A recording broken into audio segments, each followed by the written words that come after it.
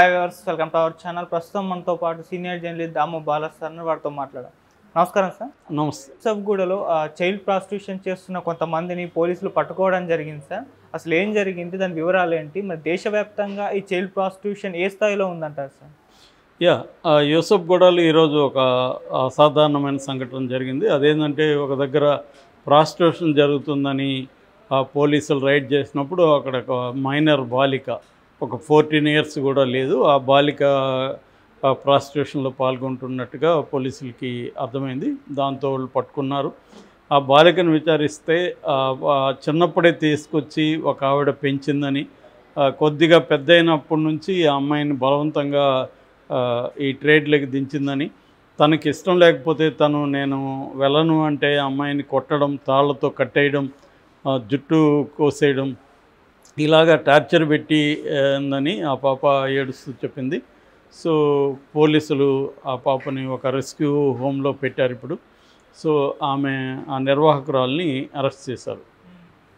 మామూలుగా India one of the worst అనమాట ఈ విషయాల్లో, చైల్డ్ ట్రాఫికింగ్లో. మనకి స్ట్రీట్ కిడ్సే, అంటే వీధి బాలురు అంటాం కదా, స్ట్రీట్ కిడ్సే దాదాపు 2 కోట్ల మంది ఇండియాలో ఉన్నారనేది ఒక అంచనా అనమాట. మేము 2011లో నేను ఒక ఎన్జిఓ తరఫున ఒక డాక్యుమెంటరీ కూడా తీసాను. ప్లాట్ఫామ్ నెంబర్ 8 అని యూట్యూబ్లో ఉంటుంది. అదేంటంటే ఓన్లీ రైల్వే చిల్డ్రన్ అనమాట. అంటే రైల్వే చిల్డ్రన్ అంటే రైళ్ళల్లో పారిపోయి వచ్చే వాళ్ళ మీద ఆ డాక్యుమెంటరీ ప్రత్యేకంగా. ఎందుకంటే సాతి అని ఒక ఎన్జిఓ ఈ రైళ్ళల్లో పారిపోయి వచ్చే పిల్లల్ని అక్కడ స్టేషన్లో పట్టుకుంటారు. వాళ్ళ స్టాఫ్ డైలీ దాదాపు దేశవ్యాప్తంగా 20 స్టేషన్లకు పైన వాళ్ళ స్టాఫ్ మార్నింగ్ నుంచి ఈవినింగ్ వరకు ఉంటారనమాట. సో ఆ రైల్లో దిగ్గానే వాళ్ళని ఐడెంటిఫై చేసి వీళ్ళు పట్టుకుంటారు. అయితే వాళ్ళతో మేము చేసినప్పుడు కూడా తెలిసిందేంటంటే అమ్మాయిలు తక్కువ వస్తున్నారు రైళ్ళల్లో అబ్బాయిలతో పోలిస్తే. దీనికి కారణం ఏంటంటే దిగకముందే అమ్మాయిల్ని పట్టుకునేస్తారు అని వాళ్ళు చెప్తున్నారు. ఎందుకంటే రైళ్ళల్లో కొంతమంది ఇదే పనిలో ఉంటారు, ప్రయాణిస్తూ ఉంటారు. వాళ్ళకి ఇట్లా ఒంటరి బాలిగా కనబడితే వాళ్ళు ఎత్తుకొని వెళ్ళిపోతారు అన్నమాట. అట్లాగే ఇప్పుడు ఏదైనా బంధువులు గుంపుగా వెళ్తున్నారు, అందులో చిన్న బాలిక ఉంది, వాళ్ళకి ఏదో చాక్లెట్టో ఇంకోటో ఇచ్చి మెల్లగా సరదాగా ఆడుకుంటూ వాళ్ళని ఏదో ఒక స్టేషన్లో దింపేసుకుంటారు అన్నమాట. ఇలాగ ఒక నెట్వర్క్ రైళ్ళల్లో ఉంటుంది అనేది మాకు అప్పుడు తెలిసిన విషయం అన్నమాట. అలాగా దేశవ్యాప్తంగా కూడా రకరకాల సిండికేట్సు పనిచేస్తున్నాయి దీంట్లో. ఎందుకంటే మన దేశంలో ministry of women and child development ప్రకారం, లెక్కల ప్రకారం దాదాపు మన దేశంలో 30 లక్షల మంది సెక్స్ వర్కర్లు ఉన్నట్టుగా అంచనా. దీనికంటే డబ్బులు ఉన్నా ఆశ్చర్యం లేదు. బట్ అందులో 40% చైల్డ్ ప్రాస్టిట్యూట్స్ ఉన్నారనేది వాళ్ళు చెప్తున్న లెక్క. అంటే 12 లక్షల మంది చిల్డ్రన్, అండర్ ఏజ్ చిల్డ్రన్, వీళ్ళు సెక్స్ వర్కర్లుగా చేస్తున్నారు. యాక్చువల్గా ఏంటంటే ప్రతి ఒక్క నిమిషానికి ఒక చైల్డ్ ఇండియాలో ట్రాఫికింగ్లోకి వెళ్తుంది. అయితే ట్రాఫికింగ్ అంటే సెక్స్ ట్రాఫికింగే కాదు. ట్రాఫికింగ్ అంటే బెగ్గర్స్గా మార్చడం కావచ్చు, తర్వాత ఆర్గాన్ ట్రేడ్ అంటే అవయవాల్ని కోసి అమ్మేయడం కావచ్చు, లేకపోతే వాళ్ళని చైల్డ్ లేబర్గా, కొన్ని ఫోర్స్డ్ చైల్డ్ లేబర్గా వాళ్ళని తీసుకెళ్ళడం కావచ్చు. కొన్ని సిటీస్లో ఈవెన్ ఎండల్లో కూడా హౌస్ మెయిడ్స్గా కూడా వాళ్ళని పెట్టేస్తున్నారు అన్నమాట. ఇదంతా కూడా ట్రాఫికింగ్ కిందకే వస్తుంది. ఇందులో కమర్షియల్ సెక్స్ ట్రాఫికింగ్ అనేది ఒక సపరేట్ విభాగం. అంటే కమర్షియల్ సెక్స్లోకి వీళ్ళని తీసుకెళ్తారనమాట.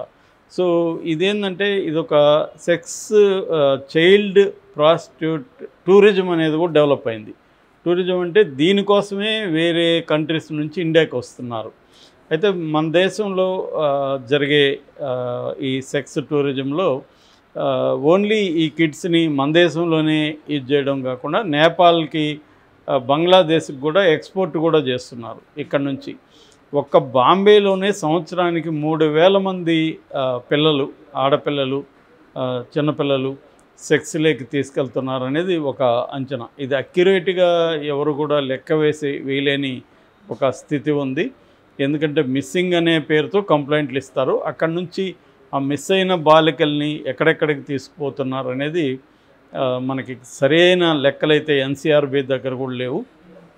బట్ దీనికి ప్రధాన కారణాలు ఏంటి, చిల్డ్రన్ ఇలా మార్చడానికి అనేది ప్రధాన కారణాలు చెప్పేటప్పుడు పావర్టీ అండ్ అన్ఎంప్లాయ్మెంటే ప్రధాన కారణం. గవర్నమెంటు ఏవో లెక్కలు చూపించి పావర్టీ తగ్గిపోయిందని చెప్తున్నా కూడా బలంగా అయితే పావర్టీ ఇప్పటికీ ఉంది. ఆ పావర్టీ వల్లనే పిల్లలు వాళ్ళని కాపాడలేని సిచ్యువేషన్ ఉంటుంది, వాళ్ళని ప్రొటెక్ట్ చేయలేని పరిస్థితిలో ఉంటుంది. చాలాసార్లు ఇళ్లల్లో పిల్లల్ని వదిలేసి తల్లిదండ్రి పనులకు వెళ్ళే సంఘటనలు కూడా బోల్డ్ ఉన్నాయి.